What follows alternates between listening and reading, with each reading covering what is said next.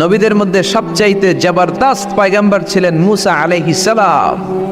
বড় মেজাজওয়ালা নবী, রেগে যেতেন খুব বেশি। থাপ্পড় মেরে একবার ফেরাউনের বাবুর্চিকে মেরে ফেলেছিলেন। অনেক শক্তি আল্লাহ তাআলা তাকে গায়ে দিয়েছিল। তিনি একবার আল্লাহকে আবদার করে বসলেন, রব্বি আরিনি আনজুর ইলাইক। আল্লাহ, আপনি বলেছেন আপনারা দেখা যায় না, কিন্তু আমি দেখতে চাই। আমি কি করতে চাই? জোরে বলেন। আল্লাহ বললেন, লান তারানি, never you can see me, never you can see me. তুমি আমাকে দেখতে পাবে না, কারণ আমাকে দেখা যায় না। সাইয়েদনা মুসা বললেন, আমি দেখতে চাই। আল্লাহ বললেন, দেখা যায় না। মুসা বলে, দেখতে চাই। আল্লাহ বললেন, দেখা যায় না। মুসা আলাইহিস সালাম বললেন, কথা বলেন না কেন? আল্লাহ বললেন, মুসা বললেন, আল্লাহ বললেন। মুসা বলে দেখতে চাই, আল্লাহ বলে দেখা যায় না। কিন্তু সাইয়েদনা মুসা আলাইহিস সালাম ছেড়ে দেবার পাত্র নয়, হেরে যাবার পাত্র নয়, পিছু হটার পাত্র নয়। মনে যেটা উঠেছে আদায় করার পাত্র হলো মুসা, ঠিক কি না? উনি বললেন, রব্বি আরিনি আনজুর ইলাইক। আল্লাহ, আপনি আমারে দেখা দেন, আমি দেখতে চাই। আল্লাহ বললেন, লান তারানি, never you can see me. ওরে মুসা, এই বায়না ধরো না, আমারে তো দেখা যায় না। এই পৃথিবীর চামড়ার চক্ষু দিয়ে আমাকে দেখা যাবে না। মুসা বললেন, আমি দেখেই ছাড়ব। আল্লাহও বুঝাতে পারেন না, মুসাও ছাড়েন না। অবশেষে নবীর আবদার রব্বুল আলামিন শুনতে রাজি হলেন। আল্লাহ বললেন, মুসা, আগামীকাল অমুক সময়ে গোসল করে ওযু করে তুর পাহাড়ে চলে আসবা। তুমি যখন দেখতেই চাও, আগামীকাল তুর পাহাড়ে চলে এসো। সাইয়েদনা মুসা আলাইহিস সালাম তুর পাহাড়ে চলে এসেছেন, কারণ ওনার ফিলিংস আমাদের ফিলিংস একরকম নয়। আমরা কি আল্লাহর কথা শুনি?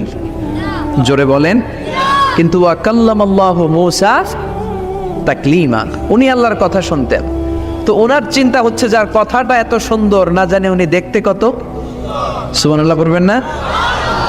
আল্লাহ বললেন, মুসা, আগামীকাল আসো, তুর পাহাড়ে আসো। সাইয়েদনা মুসা আলাইহিস সালাম তুর পাহাড়ের উপর চলে গেলেন। আল্লাহ বললেন, মুসা, এটা যেন তেন কোনো খেলা না।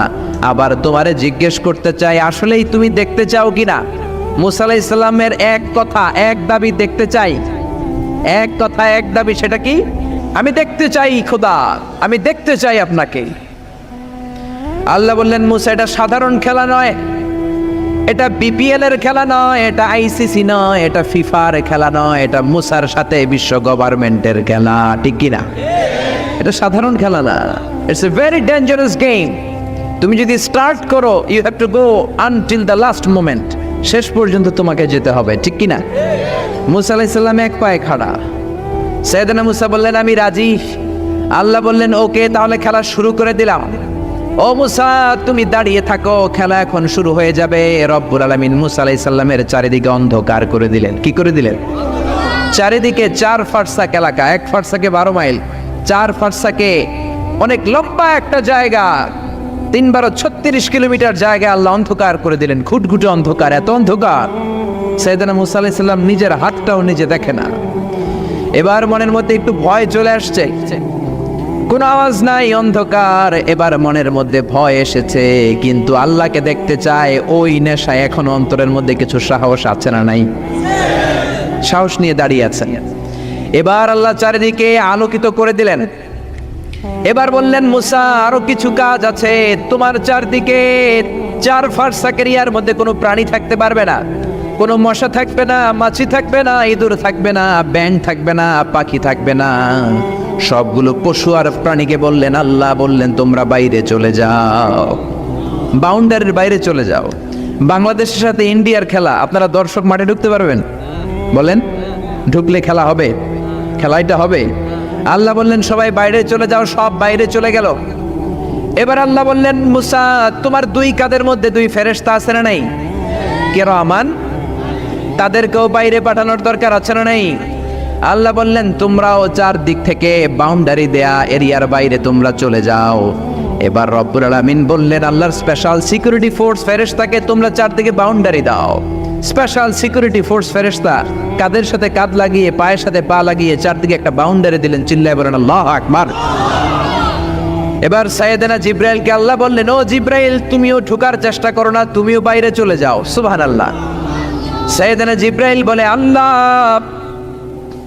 আমাকে তৈরির পর থেকে, আমাকে রূহ দেওয়ার পর থেকে আজ পর্যন্ত তোমারে আমি দেখি নাই। সিদরাতুল মুনতাহা হলো আমার লাস্ট বর্ডার। ওই বর্ডারে কান লাগিয়ে তুমি যা বলো শুনি, ওই কথাগুলো নবীদের কাছে পৌঁছে দেয়, এটাই আমার ডিউটি। আজ পর্যন্ত আমিও তোমারে দেখি নাই, তোমার নূর এখনো দর্শন লাভ করি নাই, আমিও দেখতে চাই। আমার ভাই মুসার সাথে আমাকেও দেখতে দাও। আল্লাহ বললেন no no, this game is between Musa and me. এটা মুসার সাথে আমার খেলা, তোমার তো খেলা নাই, ঠিক কি না? জিব্রাইল তুমিও বাইরে চলে যাও। সাইয়েদনা জিব্রাইলও বাইরে চলে গেলেন। এবার একেবারে গ্রাউন্ড রেডি, স্টেডিয়াম রেডি। এবার খেলা হবে। খেলা কি হবে? জোরে বলেন কি হবে? মুসা আলাইহিস সালামের বিশ্ব গভর্নমেন্ট, আল্লাহর সাথে খেলা। আল্লাহ বললেন মুসা তুমি উপরের দিকে তাকাও। সাইয়েদনা মুসা আলাইহিস সালাম উপরের দিকে তাকালেন, দেখলেন প্রথম আকাশ দেখা যায়, তারপরে দ্বিতীয় আকাশ, তৃতীয় আকাশ, সব দেখতে আরম্ভ করলেন। প্রথম আকাশ, এটা বিশাল একটা area, it's a big space, we can't imagine. এটা কত বড় আমরা কল্পনাও করতে পারি না, বিশাল। হাতি, সূরাতুল ফিল আছে না নাই? সবচেয়ে ছোট্ট সাইজের প্রাণী পিঁপড়া, পিঁপড়ার নামে সূরা আছে না নাই? সূরাতু আন-নামাল। এরপর মাকড়সার 8 পা, মাকড়সার নামে আছে না নাই? সূরাতু আল-আনকাবুত। মৌমাছি, মৌমাছির নামে আছে না নাই? সূরাতু আন-নাহাল। নারীদের নামে আছে না নাই? নারীদেরকে আমরা পছন্দ করি বেশি, ঠিক কিনা? বিশ্বনবী পছন্দ করতেন, নারীদের মর্যাদা বেশি, মায়ের মর্যাদা 3 গুণ বেশি বাবার চেয়ে। এজন্য দেশের ক্ষমতায় আমরা নারীদেরকে বসাই দিচ্ছি। যেহেতু ক্ষমতা কয় গুণ বেশি, 3 ডবল যেহেতু মর্যাদা, তো বাবারে বসাবো কেন, মারই বসাই দিলাম। 2 মাই আছে, ঠিক কিনা? এই স্বাধীনতার পর থেকে এই 2 মা। আল্লাহ করে মা দিছে কয়টা? জোরে বলেন। এই 2 মা যদি একটু আদর সোহাগ দিয়ে আমাদেরকে রাখতো, তাহলে বাংলাদেশটা সিঙ্গাপুর হয়ে যেত। চিল্লা এখন, ঠিক কিনা? সিঙ্গাপুরে আমি ছিলাম কিছুদিন, আমার প্রোগ্রাম ছিল। এবছর গিয়েছিলাম ব্যাংককে, থাইল্যান্ড। তো ওদের দেশের একটা নিয়ম আছে, সেটা হচ্ছে ম্যারিটোক্রেসি। দেশের সব নিয়োগগুলো মেরিটের ভিত্তিতে হবে, যোগ্যতার ভিত্তিতে। চাচা খালুর টেলিফোনে নয়। কিন্তু আমাদের দেশে মামা খালুর ফোনে চাকরি আছে না নাই? সিঙ্গাপুরে নাই। এই সিঙ্গাপুরটা গোটা বিশ্বে পরিচিত ছিল জেলেপাড়া হিসেবে। জেলেপাড়া মাছ ধরতো, কি ধরতো? যেই এলাকাটা মাছ ধরে খেত, এই এলাকাটা এখন গোটা বিশ্বের উন্নত ডেভেলপড কান্ট্রি, দ্য ফার্স্ট ওয়ার্ল্ডের একটা অন্যতম দেশ। চিল্লায় বলেন ঠিক কিনা? গোটা বিশ্বের মানুষগুলো ট্যুরিজমের জন্য সেখানে যায়। চমৎকার চমৎকার ট্যুরিস্ট অ্যাট্রাকশন তারা সেখানে করে রেখেছে। ওদের ছোট্ট একটা দেশ, একটা শহর নিয়ে একটা দেশ। আমাদের এতগুলো জেলা, 64টা জেলা, ওদের এতগুলো জেলা নাই, একটা মাত্র জেলা। ওই জেলার নামেই শহর, জেলাটার নাম সিঙ্গাপুর। মূলত এটা এসেছে ইন্ডিয়ান শব্দ সিংহপুর থেকে। আগে ওখানে সিংহ থাকতো, সিংহপুর থেকে সিঙ্গাপুর। যেহেতু জায়গা কম, সেহেতু তারা 3টা সিঙ্গাপুর বানিয়েছে, উপরে একটা, মাটির নিচে আরো 2টা। আপনি মাটির নিচে গেলে অবাক হয়ে যাবেন, মাটির নিচে আরো 2 সিঙ্গাপুর। সব ট্রেনগুলো, সব গাড়িগুলো মাটির নিচ দিয়ে চলে, উপরেও কিছু আছে। তো বাংলাদেশে এরকম হতে পারতো যদি আমরা ভালো ভালো নেতা পেতাম। জোরে বলেন ঠিক কিনা? আমরা স্বাধীনতা পেয়েছি, কিন্তু স্বাধীনতার মজা আমরা পাই নাই। 71-এ আমাদের উপর জুলুম করেছে পাক হানাদার বাহিনী, আর 71-এর পর আমাদের উপর জুলুম করছে আমাদের ভোট দেয়া নেতারাই। চিল্লায় বলেন ঠিক কিনা? এজন্য নেতা বানানোর সময় বুঝে শুনে বানানোর দরকার আছে না নাই? যারা কোরআন পছন্দ করে, ইসলাম পছন্দ করে, আমরা তাদের সাথে আসি না নাই? আপনি কোরআন নিয়ে যদি রিসার্চ করেন অবাক হয়ে যাবেন। মানুষের নামে আল্লাহ সূরা দিলেন, প্রাণীর নামে সূরা দিলেন, চাঁদের নামে সূরা দিলেন, সূর্যের নামে সূরা দিলেন। কি অবাক করা কাণ্ড! দেশগুলো হচ্ছে 30 ভাগ আর সাগর হচ্ছে 70 ভাগ। চিল্লায় বলেন আল্লাহু আকবার। তার মানে এই পৃথিবীর তুলনায় কত ছোট্ট একটা জায়গায় এই সূর্যপুরে আমরা বসে আছি। কত নগণ্য আমি, কত ক্ষুদ্র আমি, কত ছোট্ট আমি, ঠিক কিনা? এই পৃথিবীটা হচ্ছে আমাদের সৌরজগতের অনেকগুলো গ্রহের মধ্যে থেকে ছোট্ট সাইজের একটা গ্রহ। এই যে সূর্যের আলো আমরা প্রতিদিন পাই, যেটার আলো প্রায় 8 মিনিট 20 সেকেন্ড ব্যয় করে আমাদের দিকে আসে, সেকেন্ডে 1,86,000 মাইল বেগে। এই সূর্যটা এত বিশাল পৃথিবীর চাইতে 13 লক্ষ গুণ বড়। আরো আসতে বলেন সুবহানাল্লাহ। সূর্যই কি পৃথিবীর সবচাইতে বড় সাইজের তারা? নো, সূর্যের চেয়েও অনেক বড় তারা আছে। ব্যাটেলজিউস নামে একটা তারা আছে, যেই তারাটা, যে সূর্য পৃথিবীর চেয়ে 13 লক্ষ গুণ বড়, ওই ব্যাটেলজিউস তারা সূর্যের চেয়ে 33 কোটি গুণ বড়। তার মানে এই না ব্যাটেল জিউসি পৃথিবীর সবচেয়ে বড় তারা। সূর্যের পরে পৃথিবীর সবচেয়ে কাছের তারার নাম হচ্ছে প্রক্সিমা সেন্টরাই, তারপরে আলফা সেন্টরাই এ, আলফা সেন্টরাই বি, এটা ক্যারিনা, ব্যাটেল জিউস, এরকম করতে করতে এক একটা তারা বিশাল বড়। এই সবগুলো তারা মিলে আমাদের গ্যালাক্সি। আমাদের গ্যালাক্সিতে অনেকগুলো তারা। আমাদের গ্যালাক্সির নাম হচ্ছে মিল্কি ওয়ে। এর মানে এই নয় মহাবিশ্বে মাত্র একটা গ্যালাক্সি।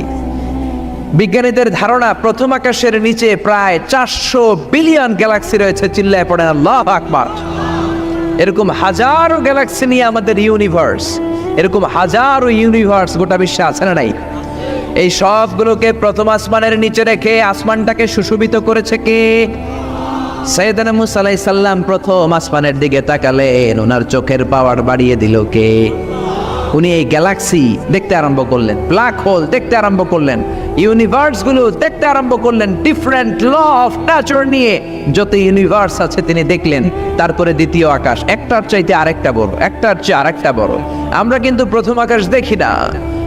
নাসার বিজ্ঞানীরা আজীবন গবেষণা করেও প্রথম আকাশের নাগালে যেতে পারবে না।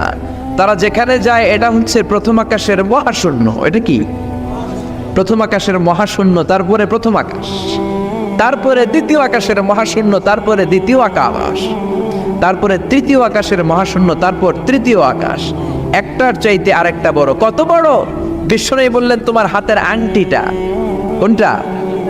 আংটিটা যদি সাহারা মরুভূমিতে ফেলে দাও, তাহলে সাহারা মরুভূমির তুলনায় তোমার আংটি যত ছোট, আল্লাহর দ্বিতীয় আকাশের তুলনায় আল্লাহর প্রথম আকাশটা ঠিক তত ছোট। এভাবে তৃতীয় আকাশ আরো বড়, চতুর্থ আকাশ আরো বড়। সাইয়েদনা মুসা আলাইহিস সালাম দেখলেন 7 আকাশ দেখলেন।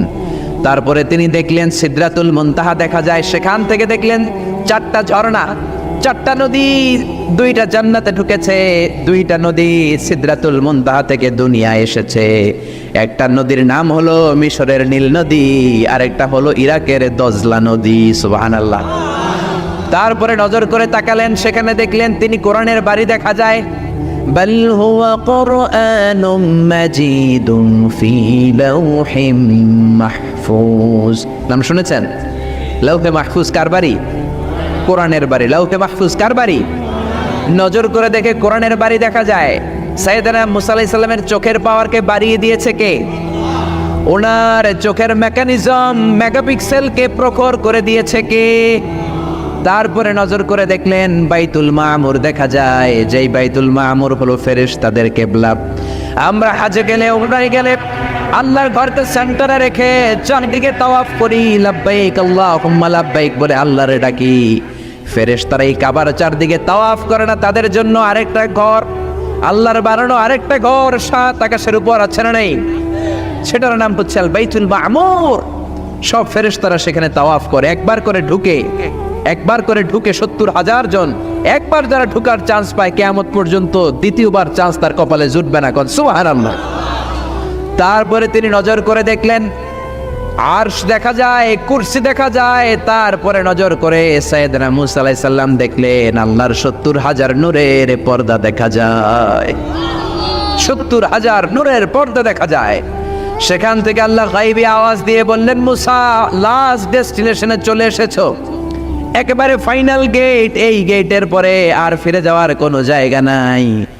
শেষবারের মতো জিজ্ঞেস করি, খেলা কি চলবে নাকি থামিয়ে দেব? সাইয়েদনা মুসা বলে চলবে। সাইয়েদনা মুসা বললেন কি চলবে? কি সাহস ওনার, কি শক্তি ওনার, কি মেধা ওনার, কি কিউরিসিটি ওনার, কি অদম্য আগ্রহ ওনার। উনি বললেন খেলা চলবে। এত দূর এসেছি, পিছনে ফেরে তাকানোর মানুষ আমি নই, ঠিক কি না?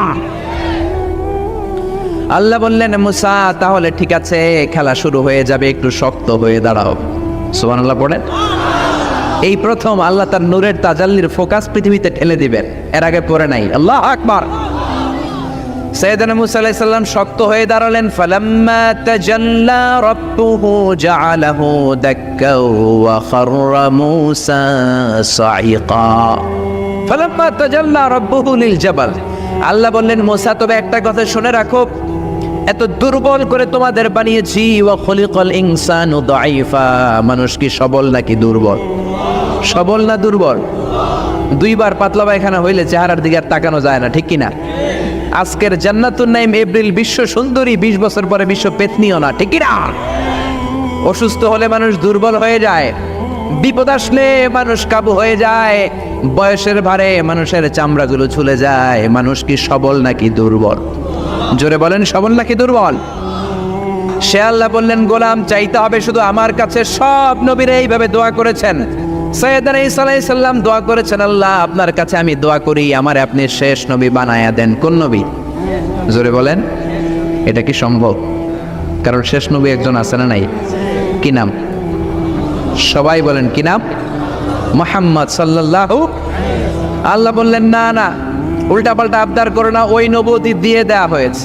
ঈসা বললেন, ওকে, আমি পড়েছি ইনজিলের মধ্যে ওই নবীর উম্মতদের এত মর্যাদা, বনি ইসরায়েলের অনেক নবীর চাইতে নাকি উম্মতে মুহাম্মাদের মর্যাদা অনেক বেশি হবে। আল্লাহ শেষ নবী আমাকে বানালেন না, ওকে, কিন্তু আমার উম্মতকে ওই উম্মত বানান। আল্লাহ বলেন, নো, ওইটাও দেয়া হয়ে গেছে, পাবে কে? বিশ্বনবী পাবে। বিশ্বনবীর উম্মত আমরা হলাম উম্মতে মুহাম্মাদি। আমাদের মধ্য থেকে যারা আলেম হবে, হক্কানি আবেদ হবে, আল্লাহর ওলি হবে, বনি ইসরায়েলের অনেক নবীদের চাইতেও তাদের মর্যাদা বেশি হয়ে যাবে। সুবহানাল্লাহ। এবার উনি চোখের পানি ছেড়ে দিলেন। আল্লাহ দোয়া করলাম আমার শেষ নবী বানান, বানালেন না। দোয়া করলাম আখিরি উম্মত আমারে দেন, আমারে দিলেন না। এবার আমি দোয়া করি, এই দোয়া কিন্তু ফেলতে পারবেন না। আল্লাহ বললেন, করো করো।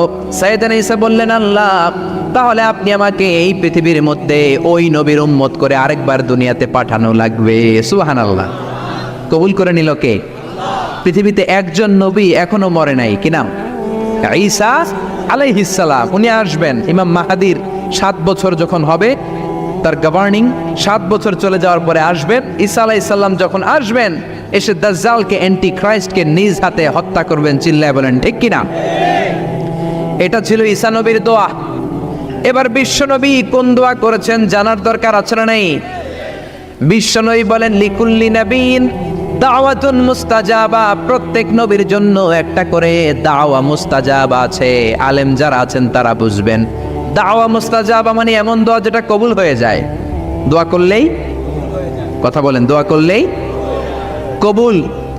এরকম দোয়া রব্বুল আলামিন সব নবীকে একটা একটা করে দিয়েছেন। ওই দোয়াটা করলেই সেকেন্ডের মধ্যেই কবুল করে দেয় কে? সব নবী ওই দোয়া দুনিয়াতেই করে ফেলেছে। বিশ্বনবী বললেন, লিকুল্লি নবীন দাওয়া মুস্তাজাবা। সব নবীর জন্য একটা স্পেশাল দোয়া আছে, দাও বিহা, যেই দোয়াটা নবীরা দুনিয়াতেই করে ফেলেছে। ওয়া ইন্নী আখতাবিউ দাওয়াতি শাফাআতান লি উম্মতি ইয়াউমাল কিয়ামাহ। আল্লাহু আকবার। আর আমি আমার দাওয়া মুস্তাজাবা স্পেশাল দোয়াটা এখনো করি নাই। আমার দোয়াটা এখনো আমি জমিয়ে রেখেছি। কিয়ামতের কঠিন ময়দানে আমার উম্মত যখন বিপদে পড়ে যাবে, আমার উম্মতের জান্নাতে যাওয়ার ব্যাপারে ঝামেলা লেগে যাবে, আল্লাহর অনুমতি ক্রমে শাফাত করে করে আমি আমার উম্মতদেরকে জান্নাতে ঢুকিয়ে দেব। তখন আমি ওই দোয়াটা করব। বিশ্বনবী সেজদায় পড়ে থাকবেন কিয়ামতের ময়দানে। সব নবীরাও বলবে, ইয়া নাফসি ইয়া নাফসি। কেউ যখন আল্লাহর কাছে যেতে পারবে না, সবাই মিলে বিশ্বনবীর কাছে যাওয়ার পরে বিশ্বনবী তখনও মাথা তুলবেন না। বিশ্বনবী কপাল ঠুকে কেঁদে কেঁদে বলবেন, রব্বি হাবলি উম্মতি। ও আল্লাহ, আমার উম্মতকে আপনি মাফ করে দেন। সুবহানাল্লাহ। আল্লাহ বলবেন, নবী ইরফা রাসাক, মাথা উঠান, সাল তুতা, আজকে যা চাইবেন তাই দিব। ইশফা তুশাফা, যারাই শাফাত করবেন আমার অনুমতি ক্রমে কবুল করে নিব। সুবহানাল্লাহ। বিশ্বনবী চাইলে ওই দোয়াটা দুনিয়াতেই করতে পারতেন অন্য নবীদের মতো, ঠিক কিনা? অন্য নবীরা যেমনি নিজেদের প্রয়োজনে ওই দোয়াটা দুনিয়াতেই করেছে, আমার নবীকে ওই রকম করেছে নাকি? তার মানে আমার নবীর আমাদের জন্য মায়া বেশি না কম? আমার জন্য রেখে দিয়েছেন ওই দোয়াটা, আপনার জন্য রেখে দিয়েছেন দোয়াটা, আমাদের জন্য দোয়াটা রেখে দিয়েছেন। আমরা যখন কিয়ামতের ময়দানে বিপদে পড়ে যাব, বিশ্বনবী দোয়া করে করে আমাদেরকে জান্নাতে ঢুকিয়ে দিবেন, ঠিক কিনা? বিশ্বনবী দুনিয়াতে কম আঘাত সহ্য করেন নাই। যেই লোকটার বাইরের চামড়া থেকে রগ দেখা যেত, রগের ভেতর দিয়ে যে রক্তগুলো দৌড়াদৌড়ি করে সেটাও দেখা যেত। সুবহানাল্লাহ। পৃথিবী এত সুন্দর মানুষ দেখে নাই। ওই লোকটাকে পাথর মেরে মেরে তায়েফের ময়দানে রক্তাক্ত করা হয়েছে 3 বার। আমি দেখে এসেছি এবার জায়গাটা। একবার আহত হলেন, আবার পড়লেন, আবার পাহাড়ের কাছে গেলেন, আবার মারা হলো, আবার পাহাড়ের ওই পাশে গেলেন, আবার মারা হলো। 3 বার পাথর মারা হলো। বিশ্বনবী নিজের কোনো প্রয়োজনে, নিজের স্বার্থের জন্য যান নাই, তায়েফবাসীদের জান্নাত নিশ্চিত করার জন্য, তাদের ভালোর জন্য, তাদেরকে দাওয়াত দেওয়ার জন্য গিয়েছেন। তারপরও মাইর আসারা নাই, তখনও বিশ্বনবী দোয়া করেন নাই। ওই দিন যদি দোয়া করতেন, আল্লাহ তায়েফবাসীদেরকে আপনি শেষ করে দেন, সেকেন্ডের মধ্যে পুরো তায়েফকে পাউডার করে দিতে পারতো কে? উহুদের ময়দানে তীর এসে বিশ্বনবীর দাঁতের মধ্যে বিঁধে গেল, ঝরঝর করে রক্ত ঝরলো। ওই কঠিন দিনেও বিশ্বনবী ওই দোয়াটা করেন নাই, ঠিক কিনা? বদরের ময়দানে 313 জন সাহাবী নিয়ে বিশ্বনবী চোখের পানি ছাড়ছেন। আবু বকর বলেন, ইয়া রাসূলুল্লাহ, ইয়া হাবিবাল্লাহ, মাথা উঠান, আপনি এমন ভাবে দোয়া করেছেন, আমার মন সায় দেয়, আমার মন বলে আজকের দোয়া আল্লাহ ফেরাবে না, ওঠেন। বিশ্বনবী চাইলে ওই জন্য বলতে পারতেন, কুরাইশদেরকে আল্লাহ আপনি নাস্তানাবুদ করেন, করে দিত কে? প্রচন্ড ক্ষুধার সময় বিশ্বনবী যখন মক্কায় কেঁদে কেঁদে হয়রান, তখন ওই দোয়াটা করেন নাই, ঠিক কিনা? 3 বছর আত্মীয় স্বজন সহ শিয়াবে আবু তালেবে জেল খেটেছেন। কয় বছর? জোরে বলেন। প্রথম বছর খেয়েছে ছাগলের গোশত, সবাই ছাগল পালতো, নিজেদের ছাগলের গোশতগুলো খেয়েছে। দ্বিতীয় বছর কোনো ছাগল নেই, ছিল ছাগলের রোদ্রে শুকানো চামড়াগুলো পানিতে ভিজিয়ে ভিজিয়ে চামড়া খেয়েছে। তৃতীয় বছর ছাগলের চামড়াও নাই, কি নাই? তৃতীয় বছর ছাগলের চামড়াও নেই, ছিল গাছের বাকল, গাছের পাতা। শিয়াবে আবি তালেবে বিশ্বনবী গাছের পাতা খেয়ে, গাছের চামড়া খেয়ে জীবন ধারণ করেছেন। বিশ্বনবীর এলাকার লোকগুলো, মুমিনগুলো কেঁদে কেঁদে হয়রান। তখনও যদি বিশ্বনবী দোয়া করতেন, কবুল করত কে? মদিনায় দুর্ভিক্ষ, কোনো খাবার নাই, বিশ্বনবীর পেটে কোনো খাবার নাই, কোনো দানা পানা পড়ে নাই। বিশ্বনবীর কলিজার টুকরা নাতি হাসান আর হোসাইনের পেটেও কোনো খাবার নাই। বিশ্বনবীর কলিজার টুকরা ফাতেমার পেটে কোনো খাবার নাই। চাইলে বিশ্বনবী তখন দোয়াটা করতে পারতেন না? বিশ্বনবী মসজিদে নববীতে জোহরের নামাজ পড়ে হাসান হুসাইনকে দেখতে গেলেন, যে দেখে ফাতেমা রান্না করে। আসলে কি রান্না করে? চুলার মধ্যে পাতিল দিয়ে পানি গরম করে আর হাসান হুসাইনকে বুঝ দেয়, ঠিক কিনা? বিশ্বনবীর পায়ের আওয়াজ শুনে ঘুমন্ত হাসান আর হুসাইন জেগে গেল। দৌড়ে এসে নানাজিকে ঝাপটে ধরে ডেকে বলে, নানাজি, গতকাল কেন দেখতে আসলেন না? আজকে দুপুর হয়ে গেল, বিকেল হয়ে যাচ্ছে, এখন বুঝি আপনি দেখতে আসার সময় হলো? বিশ্বনবী বললেন, হাসান হুসাইন, এই তো এইমাত্র জোহরের নামাজ পড়ে আসলাম, তোমাদের খোঁজ খবর নিতে এসেছি। হাসান আর হুসাইন বলল, কি খোঁজ খবর নিবেন? খোঁজ খবর নেওয়ার আগে একটা বিচার করে দেন। বিচার? আপনি তো আহকামুল হাকিমিন, সব চাইতে বড় বিচারকের সব চাইতে বড় নবী, ইনসাফওয়ালা নবী। আপনার কাছে বিচার দিয়ে কেউ কোনোদিন বিচারে ঠকে নাই, ঠিক কিনা? আপনি একটা বিচার করেন। বিশ্বনবী বললেন, কিসের বিচার? হাসান বলে, নানাজি, আপনার মেয়ের নামের বিচার, ফাতেমার নামের বিচার। বিশ্বনবী বললেন, ও হাসান, আমার মেয়ে ফাতেমার আবার কি বিচার? কি অপরাধ আমার ফাতেমার? হাসান হুসাইন চোখের পানি ছেড়ে দিয়ে ডেকে বলে, নানাজি, আপনার মেয়ে আমাদেরকে খাবার দেয় না কেন? খাবার দেয় না কেন বিচার দিলাম। গতকাল সারাদিন বলেছে রাত্রিবেলা খাবার দিবে, রাতে খাবার দেয় নাই। আমাদেরকে বলেছে তোমরা ঘুমিয়ে যাও, আমি রান্না করি, সকালে দিব। ঘুমিয়ে গেলাম, সকালবেলায় খাবার চাইলাম, আপনার মেয়ে ফাতেমা তখন আমাদেরকে খাবার দেয় না। দাদা, আমরা ছোট্ট 2টা মানুষ ক্ষুধার জ্বালায় বেহুশ হয়ে যাই, আর সহ্য করতে পারি না, আপনার মেয়ে খাবার দেয় না। দুপুর হয়ে গেল, 2 জনে কান্নাকাটি করে, আপনার মেয়ে এখন পর্যন্ত আমাদেরকে খাবার দেয় নাই। আমরা 2 জন তো আর সহ্য করতে পারি না, কেন আপনার মেয়ে আমাদের সাথে এমন করে? আপনার কাছে বিচার দিলাম, আপনি বিচার করেন। বিশ্বনবী আর কি বিচার করবেন? ধা ধা করে বিশ্বনবী চোখের পানিগুলো ছাড়েন। হুসাইনকে জড়িয়ে ধরলেন, হাসান রে জড়িয়ে ধরলেন, ডেকে বললেন, হাসান রে, কাছে আয়। বিশ্বনবী শাম দেশের জুব্বা পরতেন, শাম দেশের জুব্বাটা উপরের দিকে উঠালেন, হাসান রে দেখালেন, এই তো দেখ, তোর নানার পেটের মধ্যে 3টা পাথর বাঁধা। একদিন না খেয়ে থাকার কারণে তোদের পেটে এত জ্বালা, এত কষ্ট। আমি বিশ্বনবীর পেটে গত 3 দিন যাবত কোনো দানা পানি পড়ে নাই। আমি বিশ্বনবী তো না খেয়ে আছি রে হাসান, আমি তো 3 দিন না খেয়ে আছি, আমার পেটেও তো কিছু নাই। নানাও কাঁদলেন, নাতিও কাঁদলেন, পুরো পৃথিবীও কাঁদলো, ঠিক কিনা? ওই কঠিন ক্ষুধার দিন, ওই কঠিন দুর্ভিক্ষের দিন বিশ্ব নবী যদি তার স্পেশাল দোয়াটা করতেন, জান্নাত থেকে জিব্রাইলকে দিয়ে খাবারের বস্তা পাঠিয়ে দিত কে? ওই দিনও বিশ্ব নবী দোয়াটা করে নাই। আমার জন্য, আপনার জন্য, আমাদের জন্য দোয়াটা এখনো আছড়াই। হাজার ব্যথা বেদনার পরে ফিরে আসনি তুমি আপন ঘরে, দিনের আলো তুমি ছড়িয়ে দিতে চলে গেলে মদিনায় মক্কা ছেড়ে। হে রাসূল তোমাকে ভুলি আমি কেমন করে, হে রাসূল তোমাকে ভুলি আমি কেমন করে। খেয়ে না খেয়ে দিন প্রচারের কাজে নিজেকে দিয়েছ বিলিয়ে, তাই ফের কাফিরেরা চিনল না সে আলো। দুষ্ট ছেলেদের পিছু দিল লেলিয়ে, পাথরের আঘাতে ক্ষত বিক্ষত হয়ে সারা শরীর থেকে রক্ত ঝরে। হে রাসূল তোমাকে ভুলি আমি কেমন করে, হে রাসূল তোমাকে ভুলি আমি কেমন করে। পড়েন আল্লাহু আকবার। কি দিল দরিয়া নবী ছিল, নিজের বিপদের কথা ভুলে গিয়ে, নাতির বিপদের কথা ভুলে গিয়ে, ফ্যামিলির কথা ভুলে গিয়ে উম্মতের জন্য কেঁদেছে, ঠিক কিনা?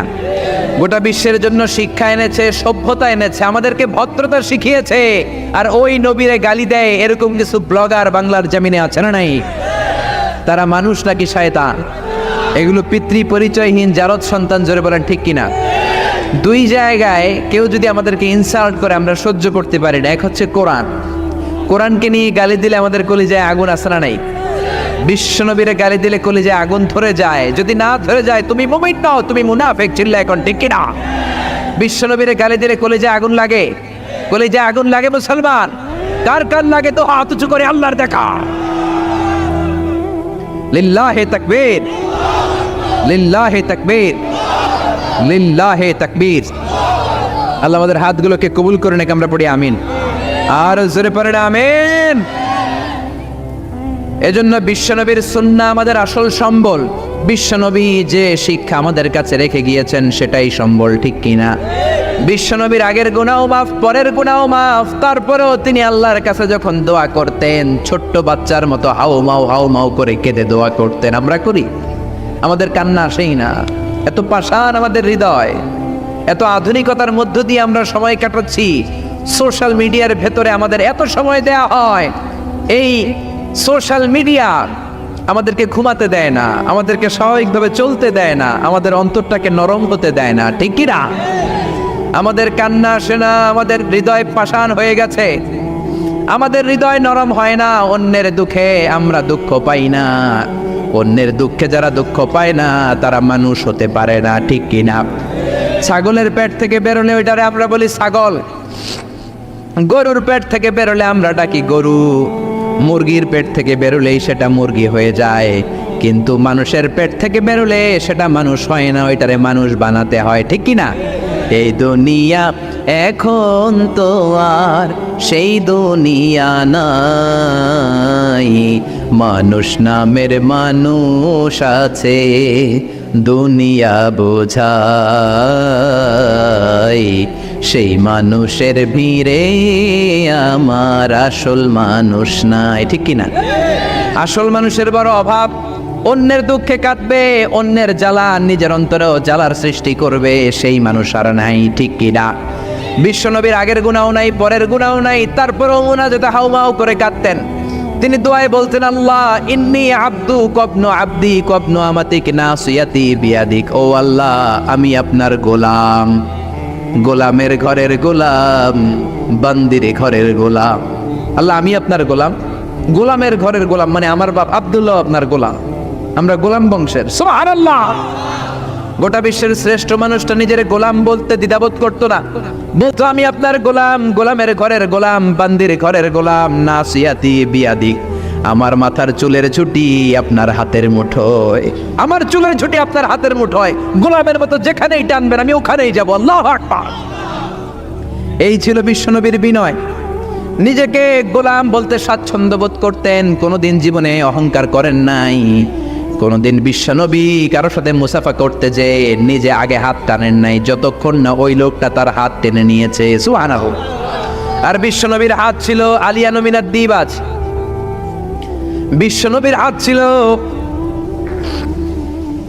রেশমের কাপড়ের চেয়েও নরম। সিল্ক চিনেন? সিল্কের কাপড়ের চেয়ে বিশ্বনবীর হাত ছিল নরম। এই নরম হাত মুসাফার মধ্যে যে একবার পাইতো কেউ ছাড়তে চাইতো না, ধরেই রাখতে। আর বিশ্বনবী নরম হৃদয়ের নবী, কেউ যদি না ছাড়ে বিশ্বনবীও ছাড়তেন না। সুবহানাল্লাহ। ওই নবী মোনাজাতে কাঁদতেন। এজন্য ভাইরা এই কথা বললেন না আল্লাহ আমার দোয়া শোনে না, আপনি দোয়ার মতো দোয়া করেন নাই, এজন্য শোনে নাই, ঠিক কি না? দোয়া কবুল হওয়ার রহস্য হচ্ছে চোখের পানি। বিশ্বনবী বললেন দুইটা চোখের পানি আল্লাহর কাছে সব চাইতে সেরা। এক হলো জিহাদের ময়দানে রক্তের ফোঁটা, দ্বিতীয় হলো আল্লাহর ভয়ে মোনাজাতের মধ্যে চোখ থেকে বেয়ে বেয়ে পড়া পানির ফোঁটা। আবার বিশ্বনবী বললেন অনুশোচনার চোখের পানি চোখ দিয়ে নাকের ডগা বেয়ে বেয়ে জমিনে পড়ার আগে ওই দোয়াটা কবুল করে নেয় কে? এজন্য চাওয়ার সময় নিজের ছোট করেন, বলবেন আল্লাহ আমি আপনার গোলাম, গোলামের ঘরের গোলাম, বান্দির ঘরের গোলাম, আমার চাইতে ক্ষুদ্র ছোট কেউ নাই, এমন কোনো গুনাহ নাই আমি করি নাই, তুমি ছাড়া আমারে পার করার কেউ নাই, ঠিক কি না? এরকম দোয়ার মধ্যে নিজেরে ছোট করে দেন, আপনার দোয়া কবুল করবে কে? এজন্য সব সময় চাইবে একজনের কাছে, তিনি কে? একদল আছে বা এক শ্রেণীর লোক আছে, রোগে যখন পড়ে তখন আল্লাহরে ডাকে, রোগ ভালো হয়ে যায় আল্লাহরে ভুলে যায়, আছে না নাই? নির্বাচনের আগে আল্লাহরে ডাকে, নির্বাচন শেষ আল্লাহরে ভুলে যায়, আছে না নাই? সমস্যায় পড়েছে আল্লাহরে ডাকে, সমস্যা নাই আল্লাহরে ভুলে যায়, আছে না নাই? এমন করা যাবে না, সব সময় ডাকবেন। তবে রব্বুল আলামিন বলেন স্পেশাল কিছু সময় আছে, ওই সময়ে দোয়া করলে দোয়া কবুল করে নেয় কে? তাহাজ্জুদের সময়। এই স্পেশাল দু একটা সময়ের কথা বলে আমরা দোয়া করব। দোয়া না নিয়ে আজকে কে কে চলে যাবেন হাত তুলে দেখান তো। থাকবেন সবাই? দোয়া করে যাবেন? অল্প 2-1 মিনিট কথা বলে আমি এখন দোয়ার দিকে যাব। ওয়াদা করেছেন বসে থাকবেন। ওয়াদার খেলাফ করা কি মুমিনের আলামত না মুনাফিকের? আমরা একসাথে দোয়া করে আজকে এখান থেকে বিদায় নিব। পড়েন ইনশাআল্লাহ। তাহাজ্জুদের সময় দোয়া করবেন। ওয়া মিনাল লাইলি ফাতাহাজ্জাদ বিহি নাফিলাতান লাকা আসা আইয়াবআসাকা রাব্বুকা মাকামাম মাহমুদা। তাহাজ্জুদের নামাজ পড়লে আপনার মর্যাদা বাড়ায় দিবে কে? এখন হুজুর আমরা তো ফজরই পড়ি না, তাহাজ্জুদ কখন পড়বো? তাহাজ্জুদ তো তাদের যারা ফজর পড়ে, ঠিক কি না? ফজরই তো পড়ে না, তাহাজ্জুদ কখন? ফজরের সময় মসজিদের বেহাল দশা। ফজরের সময় যত মসজিদে নামাজ পড়লাম খালি মুরব্বী চাচাদেরকে পাওয়া যায়, ইয়াং ছেলেরা নাই। ফজরের নামাজ মুরব্বীদের জন্য নয়, ফজরের নামাজ তোমাদের মতো ইয়াংস্টার যারা আছো তাদের জন্য, ঠিক কি না? ওয়াদা করো সূর্যপুরের মসজিদগুলোতে যুবকরা যে ফজরের নামাজে মসজিদ ভরে দিবা, রাজি আছো? রাজি আছো যুবকেরা? এই যৌবন বয়সের ইবাদত আল্লাহর কাছে সবচাইতে প্রিয়। খেয়াল করে বোঝার চেষ্টা করো। যুবক বয়সে যদি গভর্নমেন্ট সার্ভিস করো, বার্ধক্যে উপনীত হলে পেনশন আছে না নাই? অনুরূপভাবে যুবক বয়সে যদি ইবাদত করো, বার্ধক্য অবস্থায় ইবাদত করতে না পারলেও পেনশনের হিসাবে তোমার আমলনামায় সওয়াব দিয়ে দিবে কে? এজন্য যুবক বয়সের ইবাদত আল্লাহর কাছে প্রিয়। মসজিদ তখন ধরে যখন আর কাজ করার সুযোগ নাই। মসজিদে তখন যায় যখন কেউ চাকরিতে নেয় না। মসজিদে তখন যায় যখন ঘরের কেউ তার সাথে কথা বলতে চায় না, মানে বয়স হয়ে গেছে 70। তখন দাড়ি রাখে যখন শেভ করতে গেলে হয় গাল কাটবে নয় ব্লেড ভাঙবে, ঠিক না? এজন্য যুবক বয়সে মসজিদে যাও। এখন তোমাদের রক্ত গরম, যা চাও তোমরা তাই করতে পারো। যেই মুরব্বী বাবাদের দাড়িগুলো পাকা হয়ে গিয়েছে তারাও তোমাদের মতো ওই বয়সটা পার করে এসেছে, ঠিক কি না? দুদিনের দুনিয়া, অল্প কয়েকটা বছরের ব্যবধানেই তোমার চুল পাকতে শুরু করবে।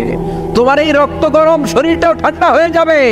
তোমার আশেপাশে আর কেউ ঘুরবে না, কেউ তোমারে ডাকবে না, কেউ তোমারে গুনবে না। চিল্লায় বলেন ঠিক কি না? এজন্য কিয়ামতের দিন বিশ্বনবী বলেন বনি আদম 5টা প্রশ্নের উত্তর না দিয়ে কেউ পা নাড়াতে পারবে না। এর মধ্যে একটা প্রশ্ন হলো, যৌবন বয়সটা তুমি কেমন কাজে লাগিয়েছো? যৌবন বয়সে কি ইসলামের পক্ষে স্লোগান দিয়েছো নাকি রাম আর বামপন্থীদের দলে গিয়েছো? ঠিক কি না? যৌবন বয়সে কি তাফসির মাহফিলে গিয়েছো নাকি মমতাজের গানের কনসার্টে গিয়েছো? যৌবন অবস্থায় তুমি কি কোরআনের অর্থ পড়েছো, ইসলামী সাহিত্য পড়েছো নাকি চটি বই পড়েছো? ঠিক কি না? পাই টু পাই কিয়ামতের দিন জিজ্ঞেস করবে কে? চিল্লায় বলেন কে? এজন্য তাহাজ্জুদের অভ্যাস করেন। যারা তাহাজ্জুদ পড়ে তাদের চেহারায় একটা আলাদা গ্লেস আছে। লোকটা কালো হলেও, যদি কালো রঙের লোক হয়, একটা গ্লেস আছে। আমার অনেক কালো বন্ধু আছে। আমি মিশরে পড়েছি, students of more than 100 nationalities, we use to study, stay and dwell in the same place. 100টারও বেশি দেশের ছাত্র থাকতাম। আমার অনেক আফ্রিকান বন্ধু ছিল, কুচকুচে কালো, তেল তেলে, কিন্তু কালো হলেও চেহারা একটা সৌন্দর্য আছে না নাই? এজন্য কালো মানুষও যদি তাহাজ্জুদ পড়ে চেহারায় নূর বাড়িয়ে দিবে কে? 2 নম্বরে হলো আযান আর ইকামতের মাঝখানে যদি দোয়া করে, ওই দোয়া কবুল করে কে? এটা অনেকে জানে না। আযান দিয়েছে, মসজিদে গিয়েছে, সুন্নত নামাজ পড়ে বসে আছে, কখন ইকামত হবে, আরো 5 মিনিট বাকি, মাথা চুলকায়, আছে না নাই? মোবাইল টেপাটেপি করে, ফেসবুকিং করে, ঘড়ির দিকে তাকায় আছে, ঘড়ির কাঁটাও ঘুরে, ওর মাথাও ঘুরে, আছে না নাই? তো বসে থাকবা কেন তুমি? 5 মিনিট সময় আছে, চাইতে হবে কার কাছে? বাজারে যাওয়ার সময় যেমনি আপনি লিস্ট করে নিয়ে যান, এটা লাগবে ওটা লাগবে, মসজিদে যাওয়ার সময় মোবাইলের টুকি নিয়ে যান, কাগজের টুকি নিয়ে যান। আল্লাহ আমার সুন্দরী বউ লাগবে, বউ দাও, দিবে কে? এই বেটা, দিবে কে? নেককার বিবি লাগবে, দিবে কে? গোল্ডেন এ প্লাস পেতে চাই, দিবে কে? উমরা করতে চাই, পাসপোর্টে ভিসা লাগে না, ভিসা করে দিবে কে? দুরারোগ্য ব্যাধি, অনেক ওষুধ খেলাম, অনেক দেশে গেলাম, কোনো ডাক্তার ভালো করতে পারে না, কিন্তু ডাক্তারেরও বড় ডাক্তার আছে না নাই? কেউ যেটা পারে না, পারে কে? আযান ইকামতের মাঝখানে দোয়া আল্লাহ ফেরায় না। হাদিস এসেছে, দুআউ লা ইরাদ্দু বাইনাল আযানি ওয়াল ইকামা। আযান এবং ইকামতের মাঝখানের সময়টাতে দোয়া করবেন। তারপরে বিশ্বনবী বললেন, দুবুরাস সালাওয়াতিল মাকতুবা, ফরজ নামাজের পরে দোয়া করলে কবুল করে কে? আমাদের দেশে আসসালামু আলাইকুম রাহমাতুল্লাহ, আসসালামু আলাইকুম, আমিন ইয়া আরহামার রাহিমিন, আছে না নাই? এই দোয়া বিশ্বনবী এইভাবে দোয়া করতেন না। বিশ্বনবী সালাম ফেরানোর পরে পড়তেন আল্লাহু আকবার। কি পড়তেন? নামাজ শুরু আল্লাহু আকবার দিয়ে, শেষও আল্লাহু আকবার দিয়ে। তারপরে সাহাবীদের দিকে ফিরে বসতেন। আমাদের দেশে শুধু ফজরের নামাজ আর আসরের নামাজ, এই 2 ওয়াক্তে ইমাম সাহেব ফিরে বসে, ঠিক কিনা? তো সুন্নাহ হচ্ছে 5 ওয়াক্ত নামাজেই ইমাম সাহেব মুসল্লিদের দিকে ফিরে বসবে। এরপরে বিশ্বনবী পড়তেন 3 বার আস্তাগফিরুল্লাহ, আস্তাগফিরুল্লাহ, আস্তাগফিরুল্লাহ। তারপরে বিশ্বনবী পড়তেন আল্লাহুম্মা আনতাস সালাম ওয়া মিনকাস সালাম, এই দোয়াটা। এরপরে পড়তেন রাদিতু বিল্লাহি রাব্বা, এই দোয়া। এরপরে পড়তেন আল্লাহুম্মা লা মানিআ লিমা আ'তাইতা ওয়া লা মু'তিয়া লিমা মানা'তা ওয়া লা ইয়ানফা'ু যাল জাদ্দি মিনকাল জাদ। তারপরে আয়াতুল কুরসি পড়তেন। তারপরে বিশ্বনবী 33 বার সুবহানাল্লাহ, 33 বার আলহামদুলিল্লাহ, 33 বার আল্লাহু আকবার, আছে না নাই? এই তাসবিহগুলো আগে আপনি পড়বেন ঠান্ডা মাথায়। এরপরে যদি দোয়া করতে মনে চায়, সম্মিলিত মনে চায় করেন, একা একা মনে চায় করেন, বা হাত তোলা ছাড়া এমনি মুখে করেন, সমস্যা নাই, কিন্তু আগে তাসবিহগুলো পড়তে হবে। চিল্লায় বলেন ঠিক না? এই তাসবির সুন্নাত নাই। মানুষগুলো এত অস্থির, সালামের পরে কখন বেরোবে, কখন বেরোবে, মনে হয় পাবলিক টয়লেটে ঢুকছে, ঠিক না?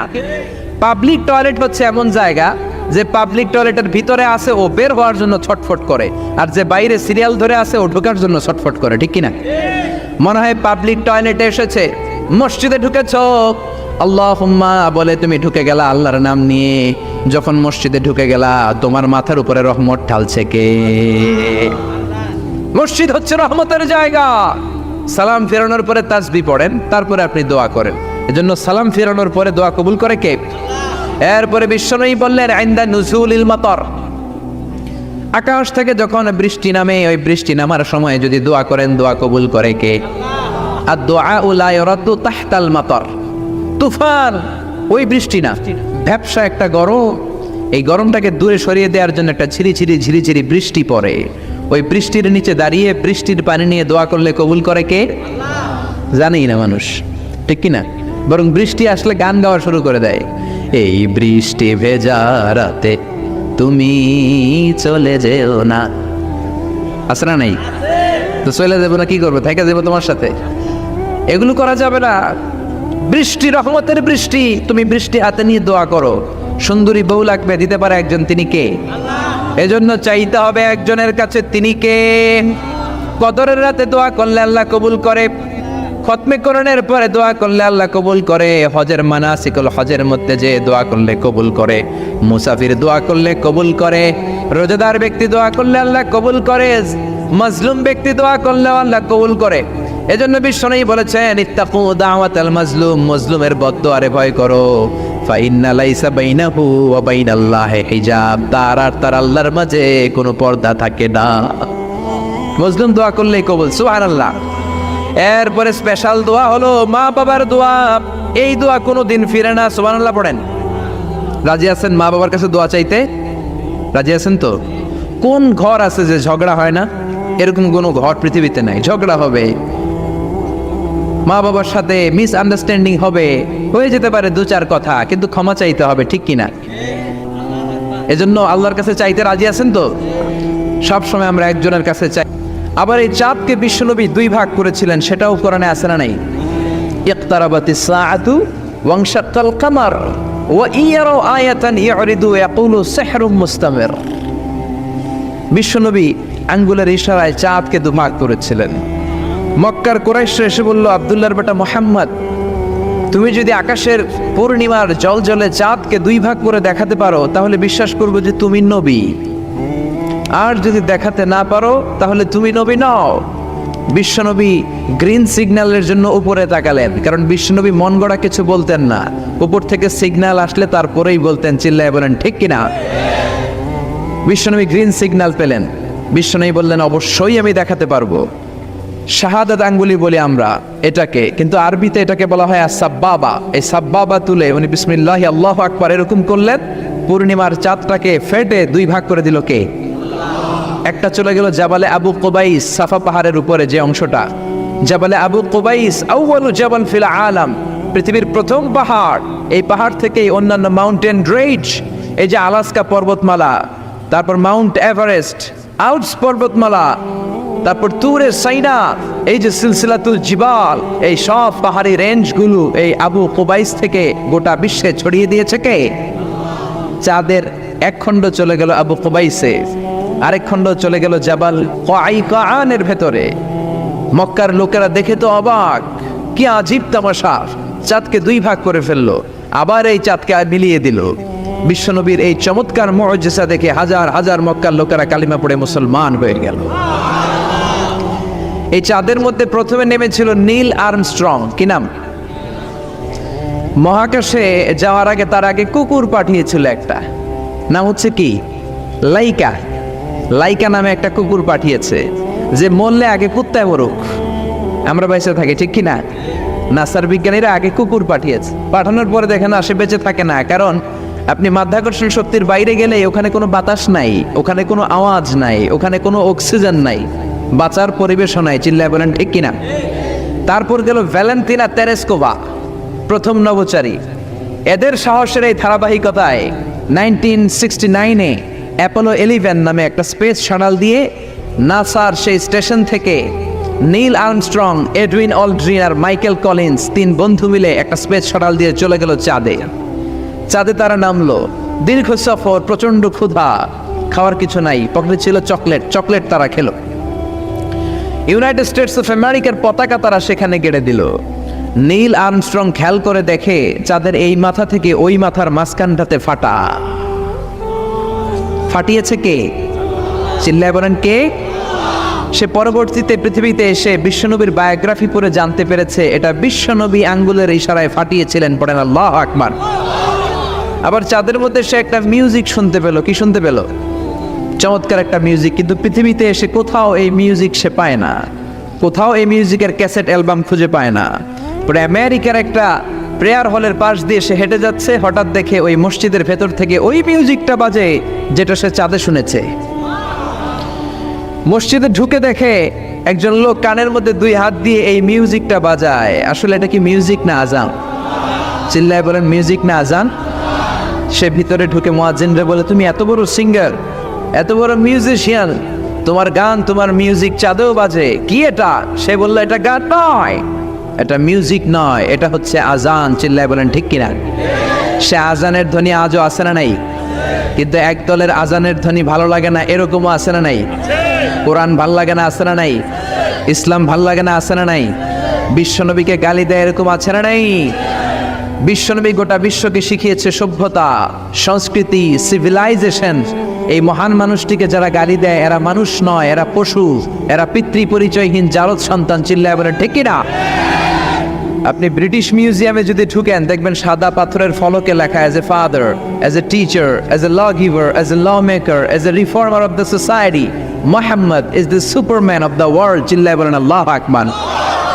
স্বামী হিসেবে, পিতা হিসেবে, নেতা হিসেবে, সমাজ সংস্কারক হিসেবে মোহাম্মদ হচ্ছে এই পৃথিবীর একজন সুপারম্যান। এজন্য বিশ্বনবীকে যারা গালি দেয় এরা মানুষের কাতারে পড়তে পারে না। চিল্লায় বলেন ঠিক কিনা? আল্লাহ এদেরকে হেদায়েত দান করুক, আমরা পড়ি আমিন। আর জোরে পড়েন আমিন। আমি সূরাতুল বাকারার 186 নম্বর আয়াত তেলাওয়াত করেছি। আল্লাহ সেখানে বলছেন ওয়া ইযা সাআলাকা ইবাদি আন্নী ফাইন্নী করিব। ও নবী, আমার বান্দারা যখন আমার ব্যাপারে জিজ্ঞেস করে যে আমি কোথায়, আপনি বলে দেন ফাইন্নী করিব, নিশ্চয়ই আমি কাছে। আল্লাহ কি কাছে না দূরে? আল্লাহ যদি তৌফিক এনায়েত করেন শেষ পর্যন্ত এই আয়াতের আলোকে আপনাদের সাথে কি করে আল্লাহকে ডাকতে হয়, কেমন করে প্রার্থনা করতে হয়, কেমন করে মুনাজাত করতে হয়, সে বিষয়ে কিছু কথা শেয়ার করব ইনশাআল্লাহ। সবাই পড়েন ইনশাআল্লাহ। ওয়া ইযা সাআলাকা ইবাদি, যখন বান্দারা জিজ্ঞেস করে আপনাকে আমার ব্যাপারে, আন্নি ফাইন্নী করিব, আপনি বলে দেন নিশ্চয়ই আমি কাছে। বোঝা গেল আল্লাহ আমাদের কাছে। চিৎকার করে বলেন আল্লাহ কাছে না দূরে? কাছে না দূরে? ওয়া নাহনু আকরাবু ইলাইহি মিন হাবলিল ওয়ারিদ। আল্লাহ বলছেন হাবলুল ওয়ারিদ, তোমার ঘাড়ের যে রগ আছে এই রগের চেয়েও বেশি কাছে। তুমি তোমার যত কাছে তোমার রব তার চাইতেও তোমার বেশি কাছে। ঠিক কি না? এখন এই যে হুজুর আমার কাছে, হুজুরকে দেখা যায় কি যায় না? উনি আমার কাছে, দেখা যায় কি যায় না? আল্লাহ বললেন আমি তোমাদের কাছে, কিন্তু আল্লাহকে কি দেখা যায়? জোরে বলেন। এখন কাছে হলে তো দেখা যাওয়া উচিত ছিল, ঠিক কি না? কিন্তু আল্লাহকে দেখা যায় না। দেখা যায়? কেউ দেখেছেন? পিছনের কেউ দেখেছেন? কেউ আমরা দেখি নাই। লা তুদরিকুল আবসার ওয়া হুয়া ইউদরিকুল আবসার ওয়া হুয়াল লাতীফুল খাবীর। তাকে দেখা যায় না, তাকে ধরা যায় না, তাকে ছোঁয়া যায় না, তাকে না দেখে বিশ্বাস করে নিতে হয়। চিল্লায় বলেন ঠিক কি না? কেমন করে আপনি তাকে দেখবেন? আপনি তো নিজেকেই দেখেন নাই। আপনি কি আপনার নিজেকে দেখেছেন? আচ্ছা বলেন তো, আপনি কি আপনার চোখ দেখেন আয়নার সাহায্য ছাড়া? এই যে আমি এখন বসে আছি, আমি কি আমার চোখ দেখতে পাই আয়না ছাড়া? আপনারা আমার চোখ দেখতে পান, আমি আপনার চোখ দেখতে পাই, কিন্তু আমরা কি আমাদের চোখ দেখতে পাই? আমরা কি আমাদের পিঠ দেখতে পাই? আয়নার সাহায্য ছাড়া কি পিঠ দেখেছেন? আয়নার সাহায্য নিয়েও তো পিঠ দেখা অনেক কঠিন, ঠিক কিনা? তো আপনি নিজেকেই দেখেন নাই ঠিক মতো, আর নিজের স্রষ্টাকে দুনিয়াতে বসেই দেখতে চান, এটা অসম্ভব। পৃথিবীতে বসে আল্লাহকে দেখা যায় না। আল্লাহকে দেখতে হলে জান্নাতে যাওয়ার দরকার আছে না নাই?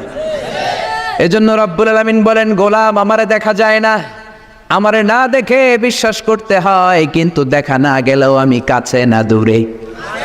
কাছে না দূরে?